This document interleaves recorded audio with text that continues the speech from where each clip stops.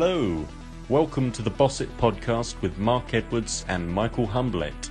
This podcast is released every week and is an over-the-shoulder look of a frank and candid discussion between two experienced software executives, providing you with useful tips, techniques, and the latest concepts to help you grow your software business in the fast-paced digital age. So let's get into it. Here is Mark Edwards and Michael Humblet.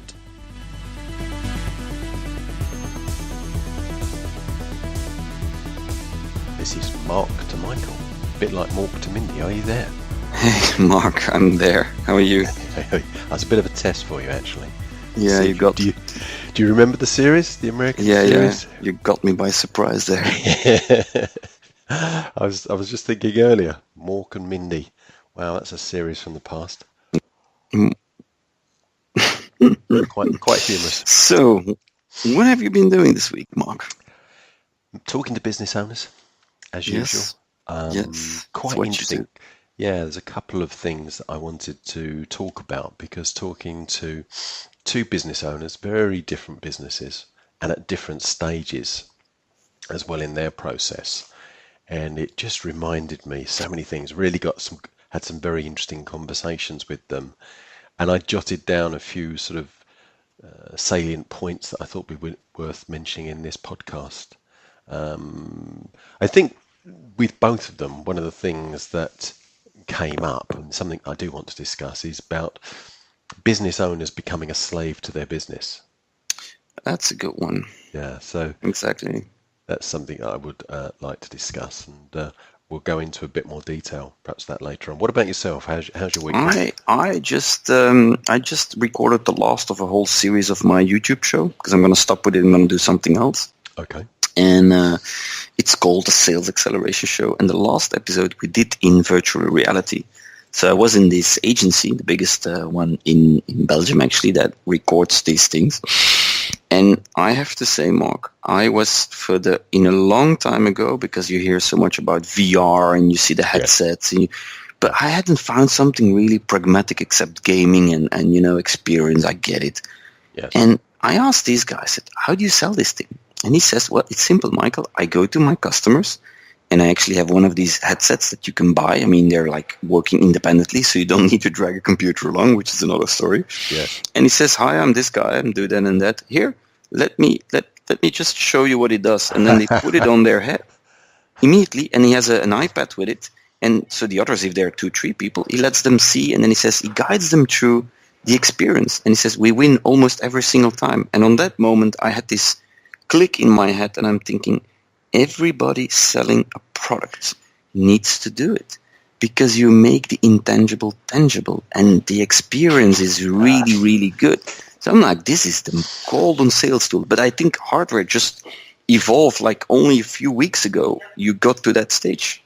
Meaning that it's the moment to do this, Mark. We should go do this now. Yes. Sell the experience. Just give them the experience. It's all about the experience, and it's all about touching, and because you gain the trust. It's attention. You get the attention when you do this trick. And two, it's about trust. When people can touch it, people can feel it, people can smell it, you trust it. Yes. But of course, there is some practicalities. Don't overdo it. Don't give them vertigo and all of it. But so Audi, for instance, just launched. You could configure a car live while you're sitting in the car. It changes around you. You can walk around. You can do all the thing. It's an obvious one for a company like that. But you can do that much smaller scale when you're a small business. Yeah. You just bring one of those headsets, give it to your sales guys. By the way, one of the things that people underestimate, a lot of sales guys are not proud of what they're presenting, so they're kind of not really pushing the limits. So make them proud. I mean, how cool is it if you say, hey, put this on? You're just happy to do it to other people, to give them the experience, so you'll have a really motivated team. You see, I'm all fired up, Mark. I want to. Yeah. I need to talk about this to more people, because I think it's a golden opportunity we are not addressing at the moment. Absolutely, and I think from a sales perspective, it touches upon quite a number of points, and I think the main one is that engagement, is capturing the engagement of suspects. So many sales processes involve talking at people, and boring them to death with long PowerPoint presentations and Exactly. overloading them with lots and lots of stats and information. And here's a company that's saying, let's not do any of that. Just experience it. I suppose it's a bit like the car salespeople. Instead of talking about the car, they say, "Get in. I'll take you for a drive." Or better still, Here's the key. you drive. Have Yeah, some fun. you drive it. Yeah, exactly. That used to be called, in a way. That's the puppy dog sale, isn't it? That's how I bought my car, painfully enough. Yeah. Here is a key, have fun. And 2 hours later I said, okay, I want it. Yeah.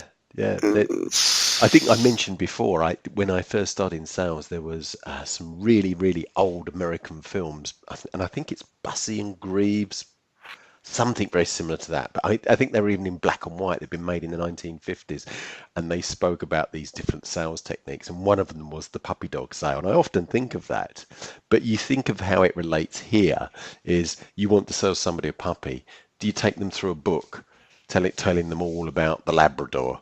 Or do you let them take the lovable Labrador home with them to meet the kids? That's the difference, isn't it?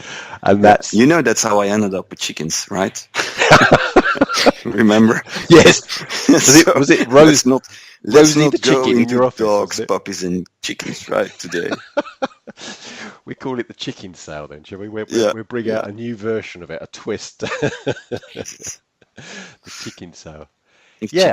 Virtual reality is very interesting. I've seen that in a number of areas, and I've looked into it for a couple of reasons. One, I was involved in raising some investment for a company that was more in the area of gaming, and they wanted to make that next step into virtual reality. And I went to a company, specialist company in virtual reality based in central London, and they took me through and showed me where it was at that stage. This was probably 3 years ago. Yeah. And things have evolved dramatically now. Yeah. But this was quite impressive. They had an example, and I think Jaguar were using it, whereby you could put these goggles on, and you, as you moved your head round, it was like looking round this new prototype car that they were putting together. Exactly. But the most impressive one was, and I could see it working great at parties, is you put these goggles on it, and it made you feel like you were at the top of a skyscraper. Yeah. And between the skyscrapers was this plank which you had to walk along. Yeah.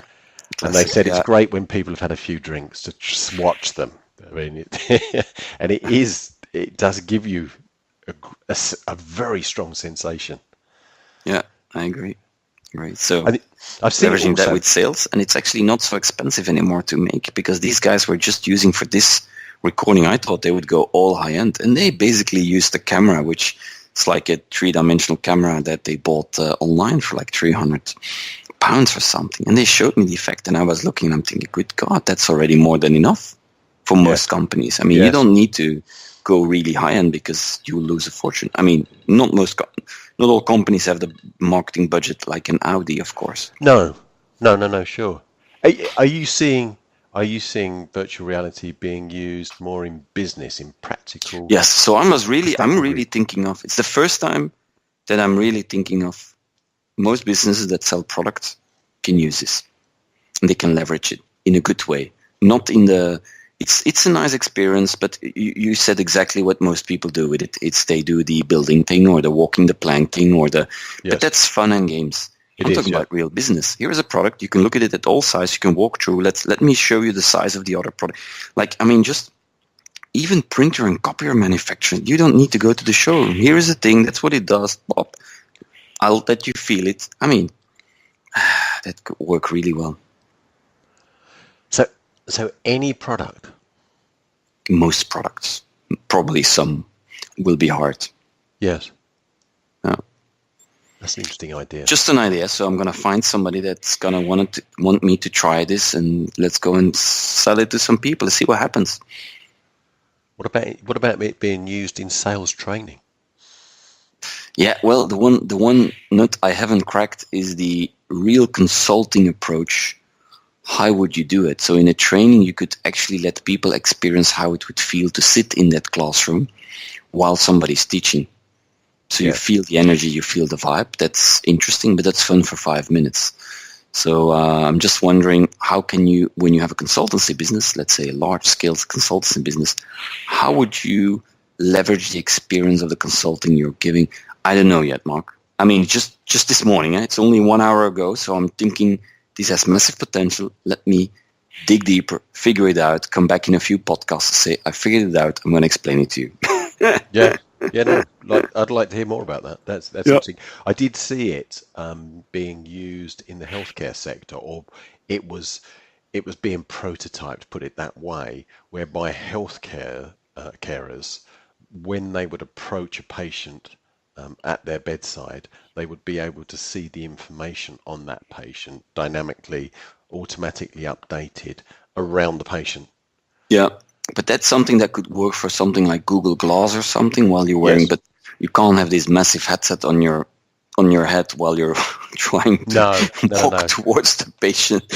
No, it's it's not true virtual reality there, because that's AR more. That's augmented reality. That's very different. Yeah, I'm talking about really, because I didn't want to touch AR because AR is a combination of the two, isn't it? You're using part virtual reality, part reality. In essence, you're looking at the reality and it's augmented, meaning, for instance, you want to buy a coffee machine, then you look at your own table and there's a coffee machine.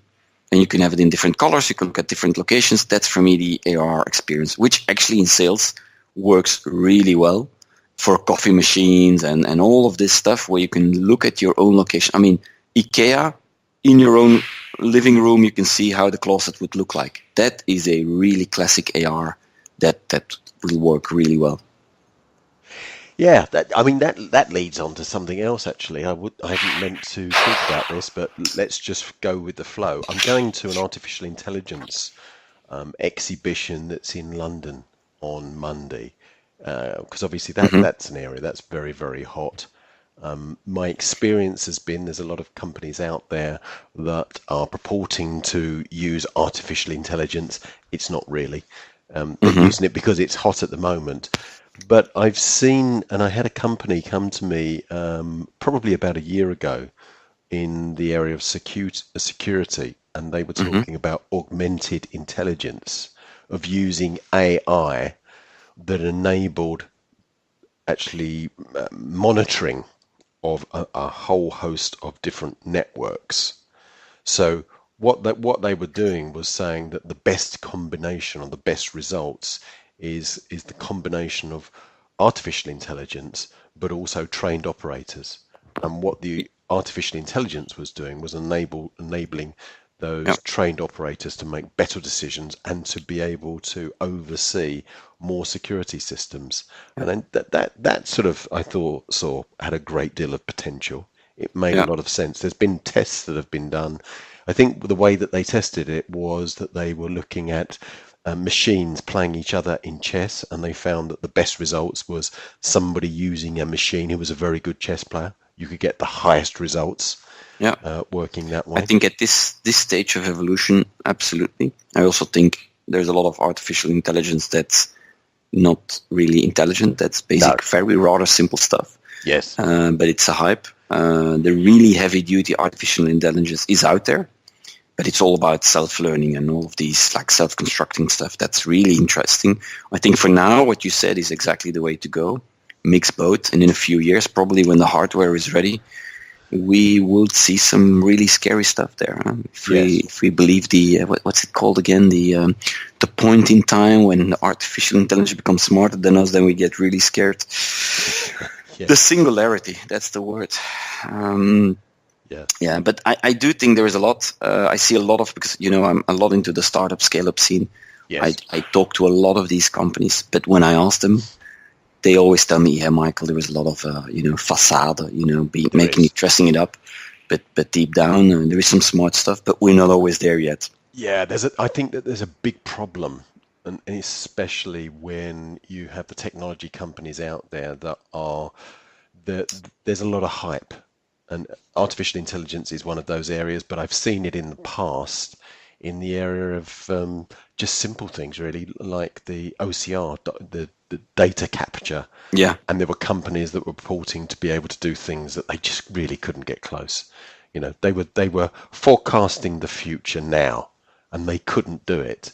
And the problem was that it became so prevalent that that sector of the industry was set back years because buyers became very cynical, and they Yeah. felt that they couldn't trust the people that they were talking to because the figures that at that time that they were saying they were able to achieve, well, it wasn't reality. The No. return on the investment wasn't return, and what happened was that it set that industry back a number of years.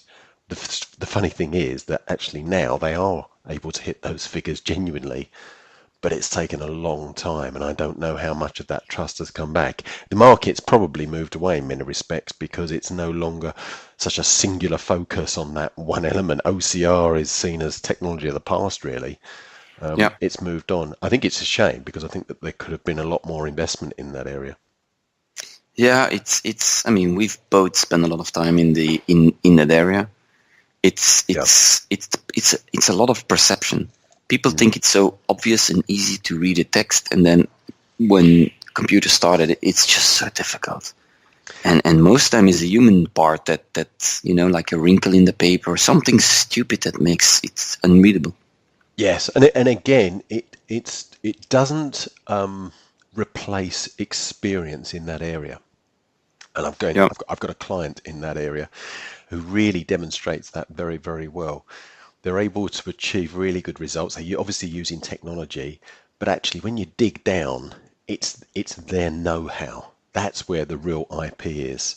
The tools, and partly there is some OCR in there. There's some workflow. There's lots of different technologies that have been put together, but it's not the tools. The tools are available. And between most of them, there's not a massive difference. Some are perhaps targeted for other areas, but the real difference is the know-how of the person that can put that solution together, and Yeah. that's what really makes the difference. And they're a specialist, Yeah. and again, that's I what agree. makes the I agree. difference. I agree. I agree.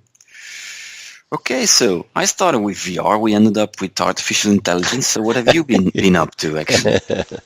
Well, as I said, I had a couple of interesting conversations that I thought were worth relaying in parts this week. And the common theme to both of them was about being a slave to the business. Yeah, true. That's what you said. Yeah, Exactly. and I think to explain that, I think I'm talking to two passionate entrepreneurs, both been in the industry and running their business for a number of years, and have enjoyed the process. But I think that what happens is that circumstances change. People's goals and objectives when you first start a business or when you first join a business, and hopefully you have your motivation, you have goals and reasons why you want to start that business. Then things change over time. I've seen a lot of founders that have started a business because they've had an idea. They are technologists and they've seen an opportunity. Perhaps they've been working for a larger organization. That's a very, very common scenario. Hmm. Is, perhaps a chief technology officer working for a much larger organization has seen a nice niche and a solution there.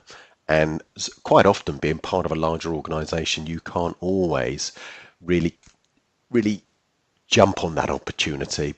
Bigger companies, they have other goals and objectives, and they can also be slow moving, and they've decided to break out on their own. They've probably also wanted to do that for lifestyle changes. I think Yeah. you would have Although they don't always realize no. it's whatever they imagine. It's not going to be that. It's going to be tough. Exactly, yes. And I think that often is a growing awakening, is that they start the business with passion, they're doing things that they enjoy in creating this solution. I think that probably sometimes there's a financial target there. Hmm. And often I've seen people have started businesses, and when they sit down and really look at it, they're earning less money than when they were employed.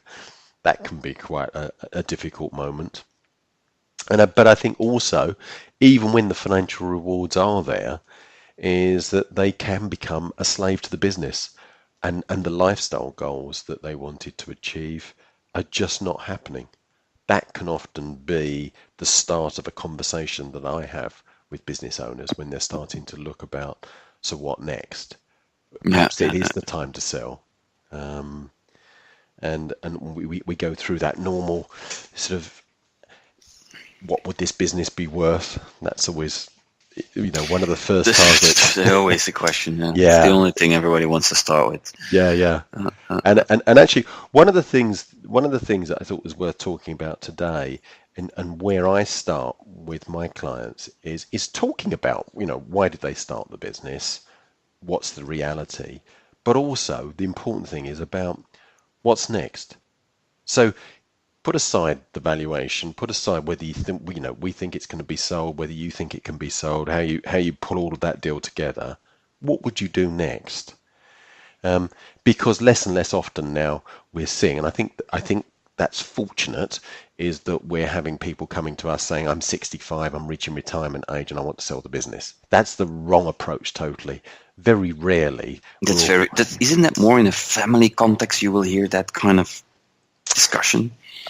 It's a classic in family. My son doesn't want to do it. That kind of thing. Yes. I mean, the stats on that are very interesting. It's something that I'd observed, but I'd not really seen. I'd never collated the stats. It's the family-owned business where they hand it on to the next generation, and there's a 75% failure rate. I mean, that's quite shocking. That's a lot.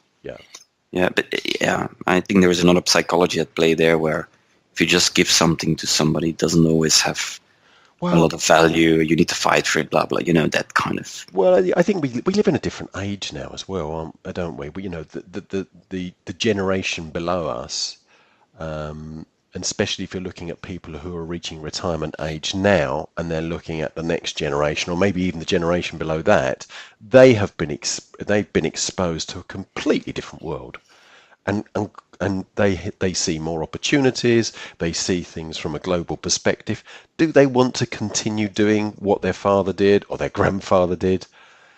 Yeah, especially when it's Yeah, quite often they don't. And I think if they've been part of that business, again, I think that there are times when they think, I just want to go and do something else now. Yeah. People don't have that same sort of mentality of having a career for life. Because, as we're always saying about the software industry, software industry in particular, it's the fastest paced business sector in the world. True. There are positives with that. There's great positives. There are also some negatives to that, and that's one of the points I wanted to make here. But the idea of having a career for life, it doesn't really make sense. And I think I can see that because I've got youngsters, my children, who are at that age now, who are starting their career. They're thinking about what they want to do in the future. It wasn't that long ago when they were at school trying to decide, what do I want to be? Which most of our jobs, Mark, you can't learn in school. No. I mean, if I have to explain to my kids what I do, they look to me, and a few years ago they thought, because I was traveling so much, they thought I was a pilot. I mean, I really thought, I have a problem. I need to stop traveling like this. Well, one of my daughters, because of the traveling, she thought I was some form of a spy. That's cool. That's really cool. Yeah. She didn't understand the concept of mergers and acquisitions, and she thought I was a spy. Honestly, you told her, you should see my watch. Yeah. Well, I did have a silver car, which was a bit sort of James Bondy at the time, so it was probably part of it. I don't know, I ever told you this. There was a youngster that I met with a friend, and he misheard me, and he thought I was in murders and executions, not mergers and executions. That's quite an interesting career path. But the point I was going to make is, if you were sitting here today as a 16, 17, 18-year-old and saying, what do I want to be in 20 years' time, that job probably hasn't been invented. No, but my kids are like, let's say, between 9 and 11, and they want to be YouTube stars and all of that kind of stuff. Yes. And then I'm thinking, they ask me, where can we learn this? And I'm like, you can't actually. Yeah, you can learn it on YouTube, but I also think some massive changes are up for schools. It's just not following. Yes, absolutely. That is difficult, isn't it? Yeah. Because there's a younger generation, and they're spending more time on YouTube than they are looking at TV. By the way, which is not bad, because No, because they they can can actually select. see what they want to see. I used to have to watch this show, and it was bad, and I had to. But there we go. So they are. I mean, they become more critical, but also I hope to themselves, because then they need to deliver. Eh? Yes, I think where the problem is where their ambition is just to be famous. Have you Yeah, come but across that's that? empty. Huh? Yeah, I see Uh, it a lot. I see what does that. that mean? Yeah, yeah, yeah. That's, Actually, for me, that's one of the worst things. That's one of the last things I would want to be is famous. Just fame. I think that's a horrible way to live myself. but I don't think they realize the impact of being famous. That's the whole point of it. But No. anyway, but So, Mark, come on. so When we were younger, we wanted to be. I mean, we were playing kings and soldiers, and we wanted to be famous in our world on those days. So I think nothing changed actually, just a different scale of things. It I, seems more easy because you cannot be king, but you can be a YouTube star. it's possible. Yes. Yeah. Yes. Although statistically, it's going to be the same stats, by the way, as becoming suddenly princess. Yes. Absolutely. I mean, I can understand the appeal. I mean, you look Yeah. at some of those top YouTube stars; they're earning 50 million a year. Yeah, but there are not so many, by the No, way. no, you're The absolutely real right. ones, there are not so many. No, what's the chance? And you're again, this is another theme within the software industry. They're competing on a global scale. They're not going to be the best people, within their town, their village, I their know. region, their Probably country. nobody knows them in their No, country or region or city or no. whatever. And Yeah. how do you learn?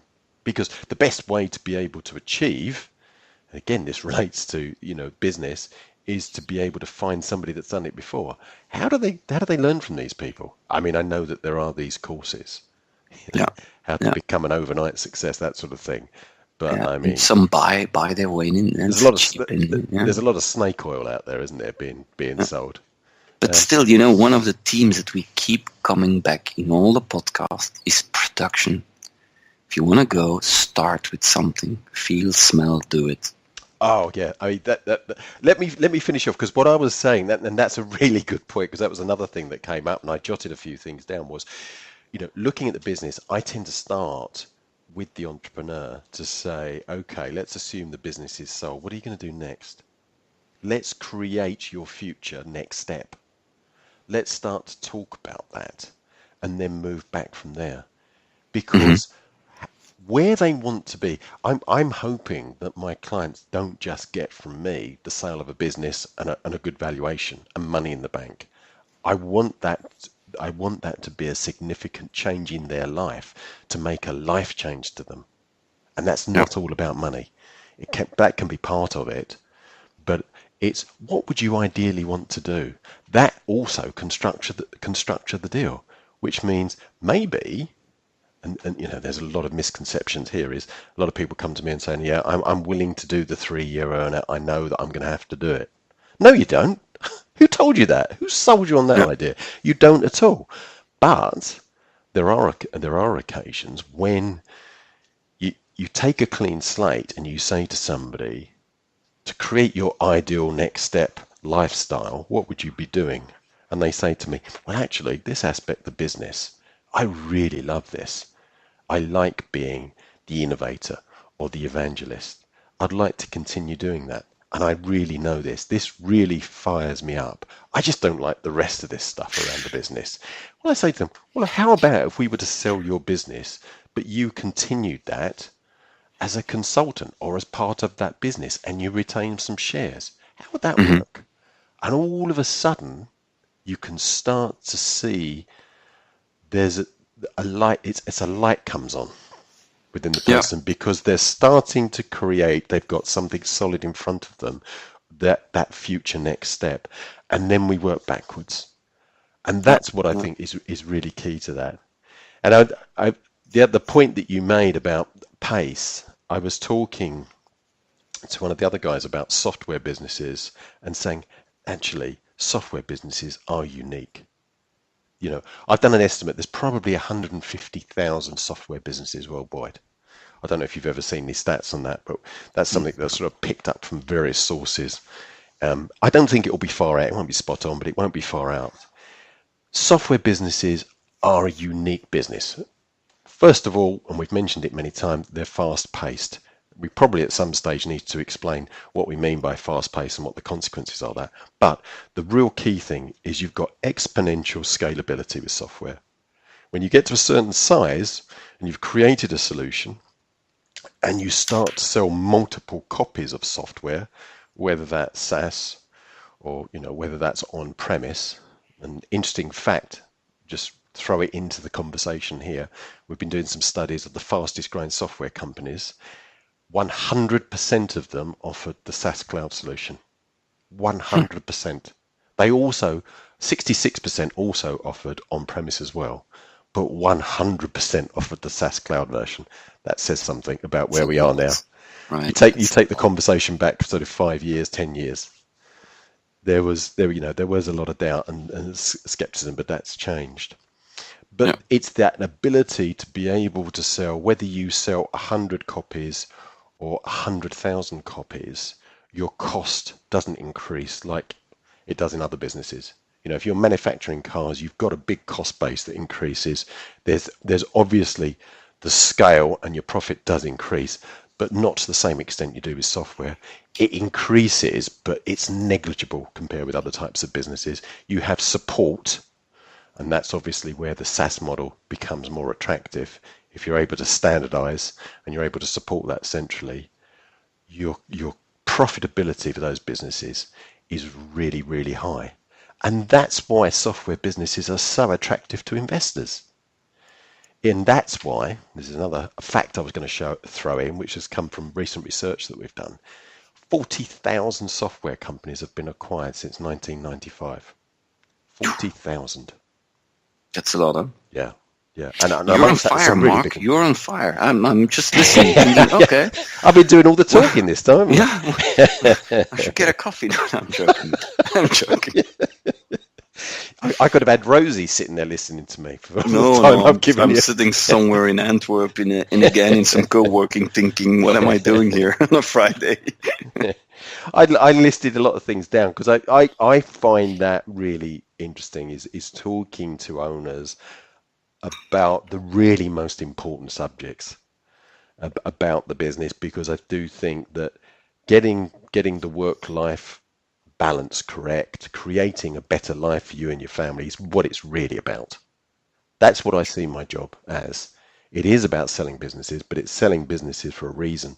Because I think if the business is sold correctly and it's prepared correctly, it also creates a better future for the people that remain within the business, because it gives them a career path. So yeah, you probably heard a bit of passion in my voice because I believe in all of that. That's the bit that really gets me going.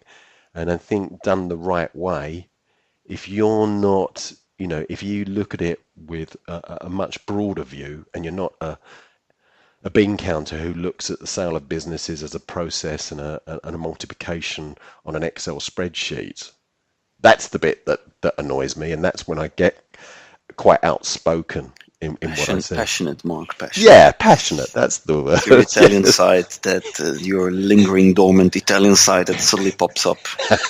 Yeah. You cannot put the cheese on the pasta. Yeah, what are you doing, you idiot? Yeah, and that's what it feels like sometimes. And I even feel like that when people come to me, and I think these guys have spoken to, half a dozen other M&A companies, and they're asking me all the standard wrong questions. And they're focused in totally the wrong way. That's really frustrating. Yeah, absolutely. Do you know what? We've overgone our time. Oh, 33 minutes, and I must admit I can't blame you this week. Once. Thank you. I'll keep my powder for next week. Yes. So I think we better wrap things up. To thank people for listening today. It was quite interesting to get your feedback, because you said that you were listening to our last episode in the car, and you enjoyed it. I enjoyed it once we started laughing and making jokes and really interaction. So we need to introduce it a bit more even. Yes, that's right. Yes, I think Humor is really important in business, and I think it helps to stimulate your thinking. It makes things more fun. So let's see if we can keep that in our podcast as well. Yeah, So perfect. this was the Boss It podcast. I think that we're up to episode 15 now. Yeah. So we're really moving along. If you've enjoyed the podcast, please put a like. Please make a comment as well. Give us some feedback, and if you've got any questions, just let us know, and we'll try to incorporate it. But thank you very much for today, Michael. Sorry I was talking so much. And, No stress. Thank you, Mark. I'll give you more airtime next time. Thanks. Thanks Catch a lot. you later. Cheers, Michael. Bye.